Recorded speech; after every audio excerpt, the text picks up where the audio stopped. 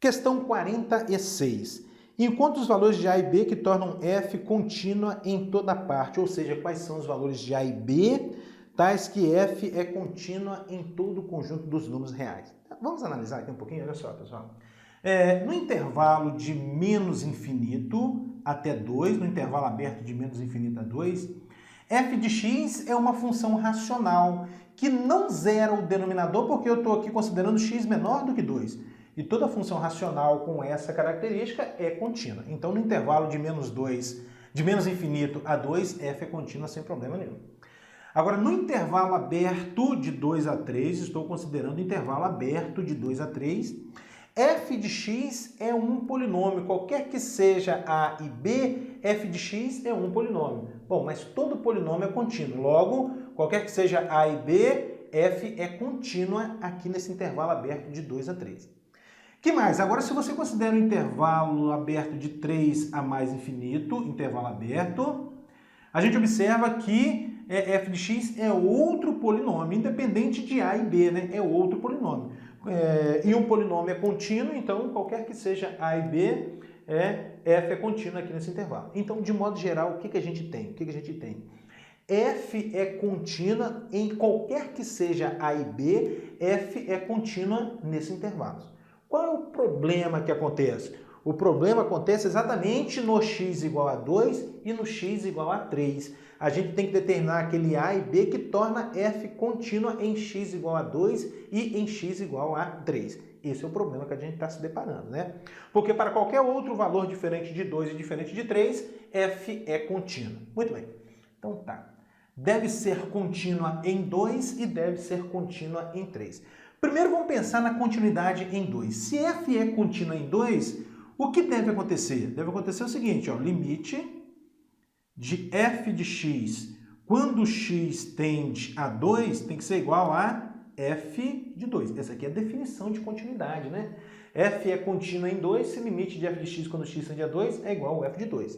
E três condições estão inclusas aqui nessa igualdade. O f de 2 tem que existir, o limite tem que existir e essas duas coisas têm que ser iguais. Muito bem, muito bem. Bom, mas se esse limite aqui existe, o lateral também existe. Eu estou usando o teorema, né? O limite existe se só se os laterais existem e são iguais. Então, aqui eu posso escrever limite quando x tende a 2 pela esquerda de f de x igual a f de 2. Porque se esse limite existe, esse existe. Muito bem. O que é esse limite? Esse aqui nos dá o comportamento da função quando x se aproxima de 2 por valores menores do que 2. Então, x é menor do que 2. Se o x é menor do que 2, olha a lei de associação. É x ao quadrado menos 4 sobre x menos 2. Então, esse vai ser limite de x ao quadrado menos 4 sobre x menos 2, quando x tende a 2 pela esquerda. E o f de 2, o que fazer para calcular o f de 2? Olha aqui, ó. Você vai olhar essa condição aqui para calcular o f de 2, porque 2 menor é igual a x, né? Então você olha essa condição. O que fazer para calcular o f de 2? Substitui o x por 2, né? A vezes 2 ao quadrado menos b vezes 2 mais 3. Esse é o f de 2. Como é que a gente calcula esse limite aqui? Basta observar que x ao quadrado menos 4 é a mesma coisa que x ao quadrado menos 2 ao quadrado, que é o x mais 2 que multiplica x menos 2. É o x mais 2 que multiplica x menos 2. Ainda dividido por x menos 2, vai cortar o x menos 2 multiplicando com o x menos 2 dividindo, vai sobrar apenas o x mais 2.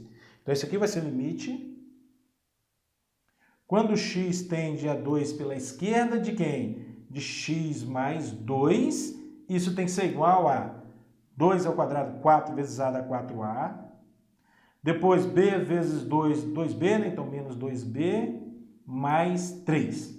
Problema bacana esse aqui, hein? Mais 3. O que mais? Vamos passar aqui para cima. O que deve acontecer agora? O limite de x mais 2 quando x tende a 2 pela esquerda, para você calcular esse limite, basta substituir x por 2, uma vez que x mais 2 é um polinômio, né? Substitui o x por 2. Vai ficar o quê? 2 mais 2 igual a 4a menos 2b mais 3. 2 mais 2 vai dar 4 né? Aí esse 3 para o primeiro membro vai ficar 4 menos 3, vai dar 1, né? 1 igual a 4A menos 2B, ou seja, 4A menos 2B igual a 1. Tá? Então, o que eu fiz aqui? Ó? 2 mais 2 dá 4. Esse 3 para o primeiro membro vai ficar 4 menos 3, 1. Então, 1 igual a 4A menos 2B significa 4A menos 2B igual a 1. Deixa guardado aqui, olha, já obtive uma relação entre A e B. O que mais tem que acontecer aqui nesse problema, pessoal? O que mais tem que acontecer? Tem que ser contínua em x igual a 2 e tem que ser contínua em x igual a 3. Para ser contínua em x igual a 3, o que deve acontecer? O limite de f de x, quando x tende a 3, tem que ser exatamente igual ao f de 3. Para ser contínua em 3, isso que deve acontecer, não é verdade? Bom, então, esse limite aqui deve existir, né? Se esse limite existe, é porque o limite à esquerda também existe. Então, o limite de f de x, quando x tende a 3 pela esquerda, tem que ser igual a f de 3. Bom, mas quanto vale f de x quando x tende a 3 pela esquerda? Nesse caso aqui, os x considerados são menores do que 3. X menor do que 3, está vendo aqui? Quem é f de x? Ax ao quadrado menos bx mais 3. Então você coloca assim, ó, limite de ax ao quadrado menos bx mais 3, quando x tende a 3 pela esquerda, tem que ser exatamente igual ao f de 3. Como é que a gente calcula o f de 3? Ó, x maior ou igual a 3, quem é f de x? 2x menos a mais b. Então você tem que vir aqui e substituir o x por 3. Vai ficar 2 vezes 3, 2 vezes 3, menos a mais b. Bacana essa questão. Isso aqui é um polinômio, o limite de um polinômio quando x tende a 3 pela esquerda, basta substituir o x por 3. Aí você obtém a vezes 3 ao quadrado menos b vezes 3 mais 3 igual a... Aqui vai ficar 2 vezes 3 vai dar 6, menos a mais b. Pouco mais, 3 ao quadrado dá 9 vezes a dá 9a. Depois, menos b vezes 3 vai dar menos 3b. Que mais aqui? Menos a para o primeiro membro mais a. O b para o primeiro membro menos b igual a 6. Esse 3 para o segundo membro, menos 3. 9a mais a, isso dá 10a. 10a. Depois, menos 3b menos b, menos 4b. Menos 4b igual a quanto? Igual a 6 menos 3, 3, né? 6 menos 3, 3. Muito bem, obtive aqui outra relação envolvendo A e B. Ó. Outra relação envolvendo A e B. Bom, o que eu faço? Resolvo o sistema formado por essas duas equações, né? Agora, né? Então, vamos resolver o sistema? Vamos ver se a gente faz aqui. Bem pequenininho para a gente conseguir fazer. 4A menos 2B igual a 1. E a outra aqui é 10A menos 4B igual a 3. Eu vou fazer o seguinte, vou multiplicar a primeira equação por menos 2. Por que por menos 2? Aqui vai ficar menos 2B menos 2 vai dar mais 4B. E eu vou cortar com esse, tá?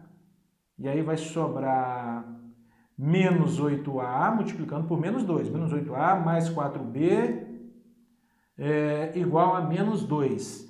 E depois 10A, aqui menos 4B igual a 3, tá?